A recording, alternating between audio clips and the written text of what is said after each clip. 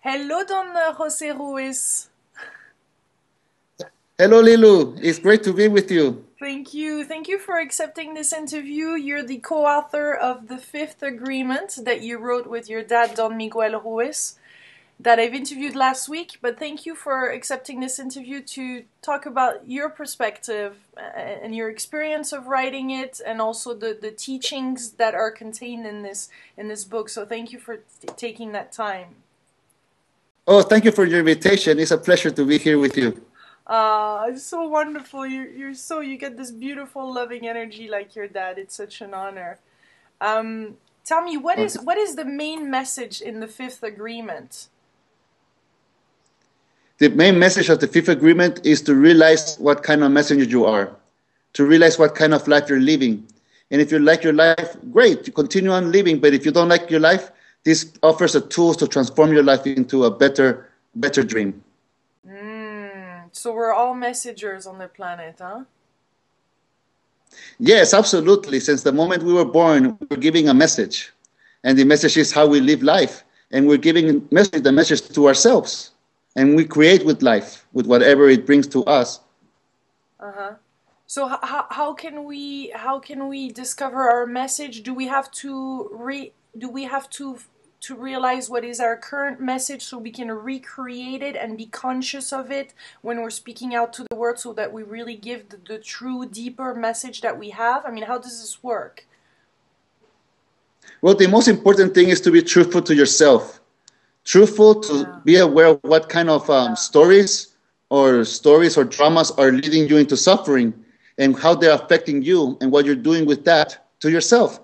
Because, when I had the realization that the whole world is addicted to suffering, isn't nothing personal. It's that's the way that life is being treating us. And it's the way to be. Like I remember being little and growing up, for me, to be an adult was that I had to be had sad stories, had to be victim, and had to be controlled by this sad situation. So I didn't know better than worse when I was young.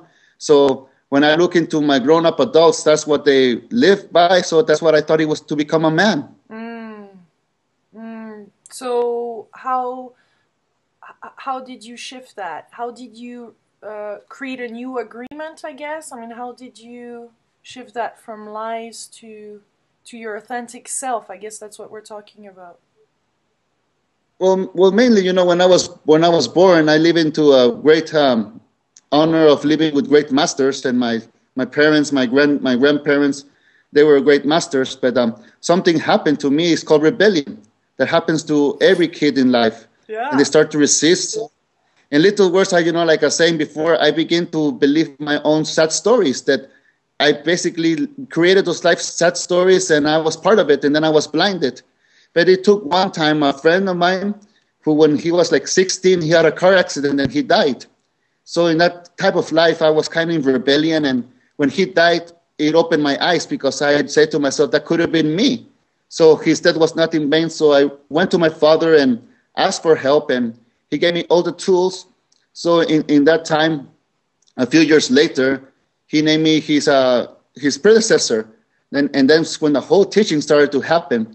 But the main teaching happened when my father had a heart attack and I got the news. So I went to the emergency room as quick as I could. And for the first time, I saw this great man of awareness, this great person of love, all weak with IVs connected to his body. And, everything that I've learned over the past 10 years, I've forgotten so quickly, disintegrated. And I began crying to my father, saying to him, Daddy, you cannot die. You cannot leave me alone in this life. And little by little, he took his head up with all the force that he could, and he asked me, is that the way you're going to celebrate your father's death? Get out of the room, fix yourself, and then come back.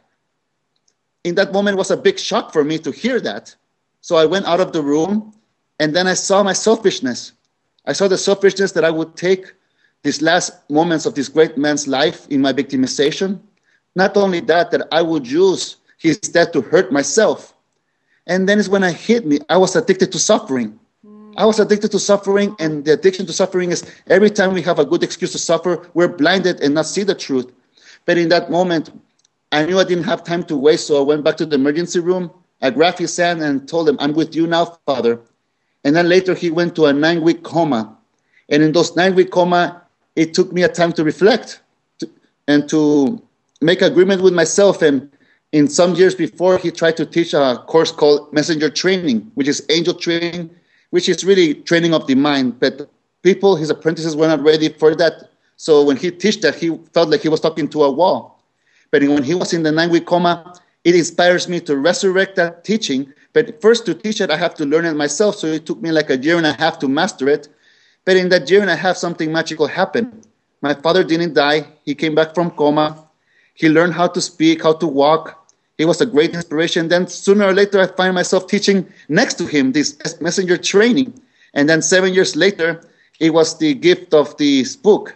It was the outcome of this book. And one of the main things of this book is that it teaches you the last step of the Toltec, which is the last step of any kind of mystery school or religion, is when you take the faith and you have it 100% to you. Because if you don't believe in yourself, who's going to believe in you? And when is the moment that happens? When the fifth agreement, it is to be skeptical, but learn to listen. Be skeptical, but learn to listen from your heart. And some might say that being skeptical might sound negative, but I say there's only negative to the people who think negative. With the people who think positive, they can use this information of the power of doubt. You know, it was doubt who led us into suffering, and it's doubt who can take us into heaven. So when we're skeptical to the judgments that we have for ourselves, for the hatred, the jealousy, the envy, the stories that we put into our head. Because when this started happening in my personal life, I discovered that if I don't judge myself, no one else can judge me, and the judgments will die inside mine. And of course, my brothers and sisters would judge me every day. And how do I know that? Because they're human. And how do I know that? Because I'm human as well. But one difference it is that I decided not to speak that language anymore. The language that leads us into pain and suffering. And you can see right now in these days of age, even when the kids were 10, 9 years old, they're being programmed by gossip and envy, by the television, by the media press. And something that's happening this time is the internet. Now the lies can travel as quick. All the gossip can travel as quick. So we better take charge, you know, and the taking charge is with ourselves and with our families. That's beautiful. I love really the freshness of what you bring in the picture, combined with your dad's, teaching and years of mastering love and all those Toltec traditions. So it's really refreshing to hear it from your perspective. Yeah, I can see that the beauty of, and you're being vulnerable in this conversation too. You're being vulnerable and sharing your own experience of your suffering to help us to also recognize, I guess, that suffering within ourselves and then transmute that to a new reality. Yes, because I believe very much when my father named me the next Nagual, one of the first things that I did as an act of power was to renounce being Nagual. Because, it's not that I'm going to become a leader of my tribe or messenger for my tribe. No. To become the Nagual is that you are the person to talk freedom inside of your mind, that you free yourself every day. Because the people that follow you is the blood, it's the cells, it's the moment that we live every day that is us. So the moment that I say that is that I'm not longer going to do 1, 2, 3 or step 1, 2, 3 to get to the mastery. No, I will tell everybody the truth just the way it is. There's no need to wait to hear the truth, because the only thing we want to do is not suffer anymore. And this is what the whole humanity does. And sometimes when someone is named the next shaman, the next priest or guru or swami, they put themselves in a pedestal and they separate themselves from being human. And they reach all the people who want to find this, to reach this heaven. They feel it like it's not happening because they're put themselves less than. But the reason is that we're all the same. We feel, and we always will feel until the day we die. And the thing that stops us, the thing that is different from the rest of us, is that the kind of story and language you speak to ourselves. That's why in this book is a big question. It is, what kind of messenger are you? Because when you ask yourself that question, you speak yourself with the truth. And in the Toltec tradition and any kind of religion or mystery school, the highest tool is respect. That if you don't respect yourself just the way that you are, How can the world respect you if you're pretending? Because it's easy to be authentic, but it's difficult to pretend. And when we are aware that, that we're naked with ourselves, we don't care to be proven right or wrong.